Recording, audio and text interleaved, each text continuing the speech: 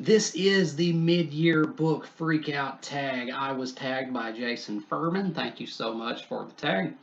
And yes, we are halfway through 2023. That is hard to believe and more than a little alarming to me. But I have read, I think, 27 books thus far in the year. Now, I know that may not sound like a great deal because I know there are some other booktubers out there who have probably read, like 100 or so books by now. But I usually just try to read one book a week. So that's about where I think I need to be, 52 weeks in a year. So 52 books overall, right in the middle. So let's start out with prompt number one. What is the best book that you have read thus far this year? And that's easy for me. Of course, it's going to be the Passenger by Cormac McCarthy. I don't want to spoil my end of the year wrap up video, but I think I don't think there's much chance of this being displaced from the top spot because not only is this the best book that I've read this year, this is one of the best books I've ever read. This supplanted McCarthy's other book, Blood Meridian, as my second favorite book of all time. I think this is actually his true masterpiece. I love this book so much. So, yeah, the best book I've read thus far in 2023 is The Passenger. All right. Prompts number two, the best sequel you have read this year. Well, I don't usually read many series of books or books that actually would, have sequels so much. So I guess to suffice for this question, I'm going to have to pick Stella Maris, also by Cormac McCarthy. This actually isn't a sequel. This is actually a prequel slash coda slash companion piece to The Passenger, but it's the best I've got. So for the best sequel of 2023 so far, Stella Maris. Now, prompt number three. A new release that you haven't read but want to. Non-applicable. The Passenger was the only new release really that I had been looking forward to. So I don't really have an answer for that question. Prompt number four, an anticipated new release for the second half of the year. Also not applicable. Don't really have another book that I'm really avidly looking forward to.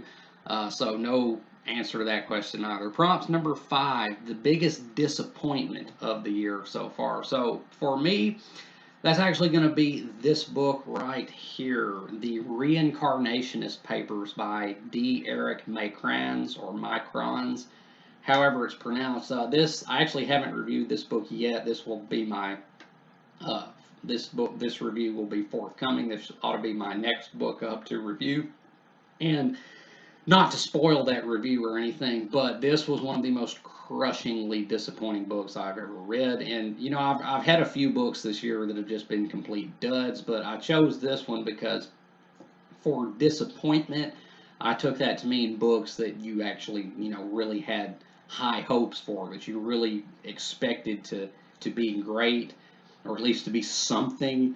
And this book was not. I have never encountered a book that had such a great premise at its heart and then just completely squandered it. Did absolutely nothing with it. This book is a thick book. It's over 400 pages long, and it's 400 pages of basically nothing.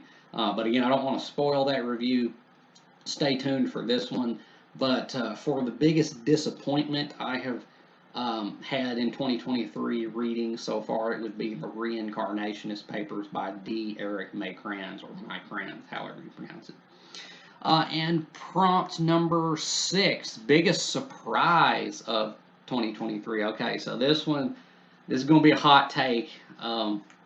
But for me, the biggest surprise was this book right here, Atlas Shrugged by Ayn Rand. It was surprising this book was surprising in a couple of ways, actually. One, I was surprised at just how not bad I actually found this because, I probably don't even need to tell you what this book is.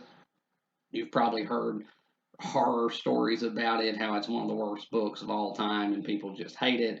And that's just people hating it because they disagree with the message of the book, which is fine. But actually, literarily, this book is not great, but it's not even close to being the worst thing I've ever read. I was pleasantly surprised by just how, you know, okay to kind of good this book was, and how well written it actually was at certain points. But also, I found it incredibly powerful at times. I'm just gonna hurry this one right along because the longer I hold this on screen, the greater the disturbance and the force I can feel. But This book really did surprise me. I found it very powerful and at times quite compelling and very interesting, at least. But also, I found it to be a pretty decent book, actually. So, biggest surprise of 2023? Uh, yeah, Atlas Shrugged by Ayn Rand. So, prompt number 7, favorite new author, whether that be a debut book or just new to you.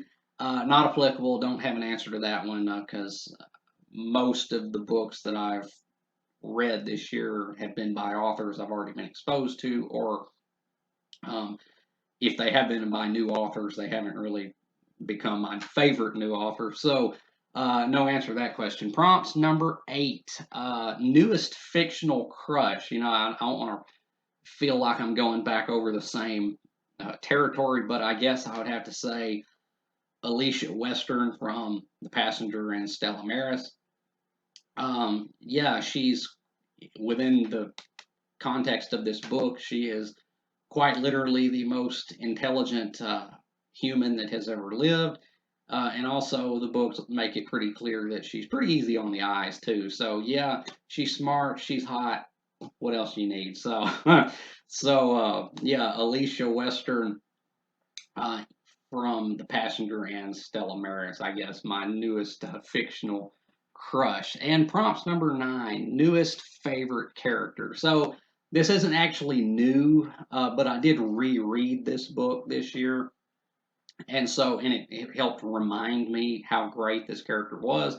And for me, the only answer I could give would be Satan from Paradise Lost. In my review of this, I said that um, I think this character is the greatest of all time. I don't think there has ever been a character that has surpassed Satan as written by John Milton in terms of complexity and depth and emotional power. It's just a marvelous creation. And even though my overall sentiments regarding this work are a little bit more mixed, still my feelings towards this character are that he is the greatest character ever written. And I don't think that will ever change. So, my favorite new character, not my new favorite, but rather since I did reread this year, has helped remind me um, of how great this character was. So, Satan, I guess. And prompt number 10, book that made you cry, not applicable. The Passenger came the closest. There were some utterly devastating scenes in that book, but it still didn't quite eke out the tears, even though it did leave me kind of feeling dead and hollow inside a little bit. It didn't quite make me cry, so I don't have an answer to that one. Prompts number 11, a book that made you happy. I'm going to go with this book right here, The Transmigration of Timothy Archer by Philip K. Dick. This is one of the best books that I've read this year. And the reason it made me happy is because this was Philip K. Dick's last book. This was his probably unintentional swan song because his death was, early. But I was happy reading this because I think this is actually his best book. This is truly a masterpiece. And I can't say that about many of Philip K. Dick's books because while I absolutely love Philip K. Dick, I do love me some Dick. And even though he is one of my favorite writers, I will make the distinction and say that he is one of my favorite authors. Maybe not one of my favorite writers because, in terms of prose, his books aren't that remarkable. But this one actually was, and the characters were way better than in most of his books. He really upped his game in this book, and I was very happy to read this because I always like it when authors who I like Cormac McCarthy with The Passenger, when they go out on top. And I think Philip K. Dick absolutely went out on top with this. So, a book that made me happy, The Transmigration of Timothy Archer by Philip K. Dick. And prompt number 12, the most beautiful book you have acquired this year. So I actually just my birthday was just actually uh, just a few days ago, and as a gift for that, I was most graciously gifted this right here. This is the box set by the Modern Library box set of In Search of Lost Time by Marcel Proust. I don't intend on reading this year. This I hope to maybe work my way through this next year. But it's gorgeous. Look at this and burn with envy at this gorgeous box set of one of the most acclaimed works of all time. It is definitely no competition there. This is definitely the most aesthetically pleasing book that I have acquired this year, In Search of Lost Time. So, prompts number 13, books you need to read before the end of the year. So there are a lot of books on my shelf that I really need to read, but for the purposes of this question, I will just uh, hold up the ones that I really, really definitely intend to get through by the end of the year. So we're going to start out with Tampa by Alyssa Nutting. Heard such things about this book. Itching to get to this one.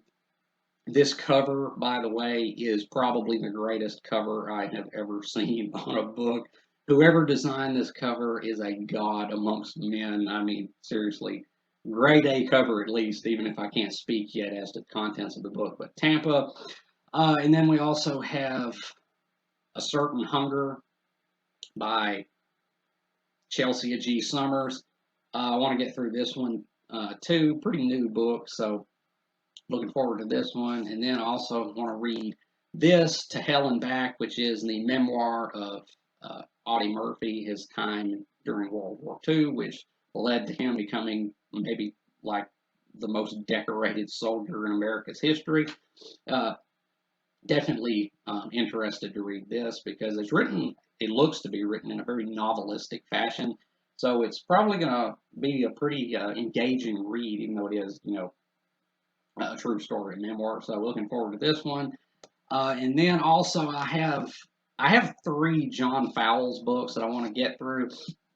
But definitely this year I want to get through these, which are The Collector and The French Lieutenant's Woman. I have The Magus down here as well, but that one's a brick of a book, so I don't know if I'll be getting through that one. But definitely The Collector and The French Lieutenant's Woman I want to get through at some point this year.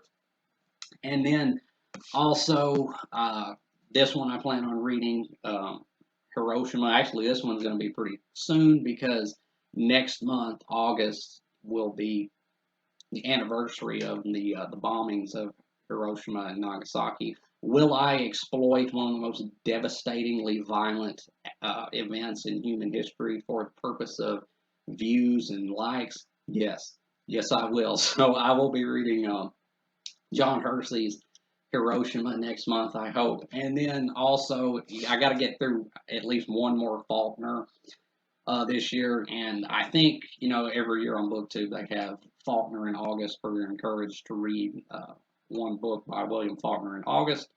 And I think this year it's going to be Absalom. So I want to get through this Faulkner book at least by the end of the year.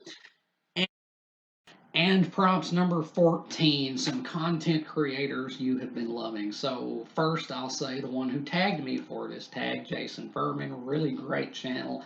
Very glad that I found him because he evaluates books with a very similar metric to my own.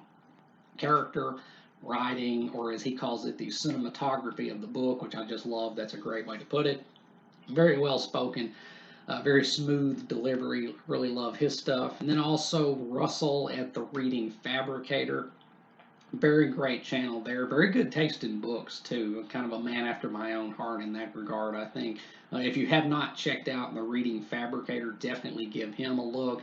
And then there's also a newer channel that I just stumbled on recently called He Who Speaks of Tales.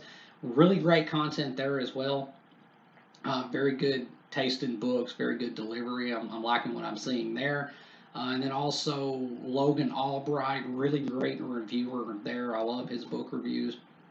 Very well put together, very well spoken, well articulated, very good content there. And then, of course, Stella at It's Too Late to Apologize. I love her stuff. She goes beyond reviews and does like full analyses and deep dives. Really love that. Her channel may actually be like one of the best booktube channels out there. Just a wealth of great content to plumb. Very well put together, excellent presentation and everything. So yeah, those are some content creators that I have really been digging. And while I know Jason obviously has done this tag because he's the one that tagged me, and I think He Who Speaks of Tales has also done this tag. But as for any of the rest that I have mentioned, if you want to do this tag, then consider yourself tagged, and let's see what you've been reading for the first half of 2023. So yeah, this has been the mid-year book freakout tag. Thanks so much again to Jason for tagging me. Here's to the second half of 2023. And as always, if you have enjoyed anything you've seen or heard here today, hit that like button and subscribe. You know the drill. I would really appreciate it. And until next time, peace.